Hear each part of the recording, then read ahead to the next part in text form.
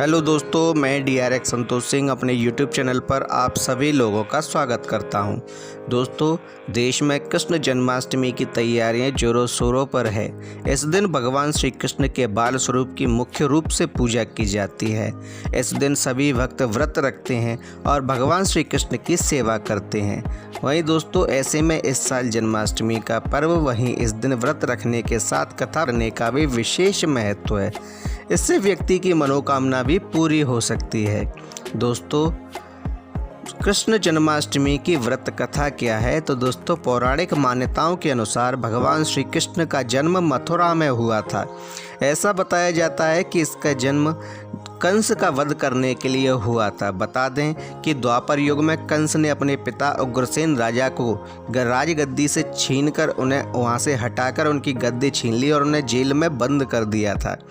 इसके बाद कंस ने अपने आप को मथुरा का राजा घोषित कर दिया। वहीं कंस की एक बहन भी थी जिसका नाम था देवकी।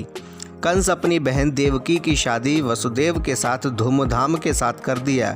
उसके बाद वह देवकी को विदा कर रहा था, तभी आकाशवाणी हुई कि देवकी का 8वां पुत्र कंस का वध करेगा। तब यह आकाशवाणी सुनकर कंस की रूह कांप उठी और वह घबराने लगा। ऐसी आकाशवाणी सुनने के बाद वह अपनी बहन देवकी की हत्या करने का मन बना लिया था, लेकिन वसुदेव ने कंस को समझाया कि ऐसा करने से उन्हें कोई फायदा नहीं होगा। तब उसने अपनी बहन देवकी और वसुदेव को जेल में कैद कर दिया और वसुदेव से कहा कि तुम अपनी 8वीं संतान मुझे सौंप दोगे। उसके बाद कंस ने देवकी और वासुदेव की 7 संतान को मार दिया। जब 8वीं संतान जन्म लेने वाली थी तब आसमान में घोर घने बादल छा गए और तेज वर्षा होने लगी। साथ ही आसमान में बिजली कड़कने लगी। मान्यताओं के अनुसार मध्य रात्रि 12 बजे जेल के सारे ताले टूट गए और वहाँ निगरानी कर रहे सभी सैनिक गहरी नींद में सो गए।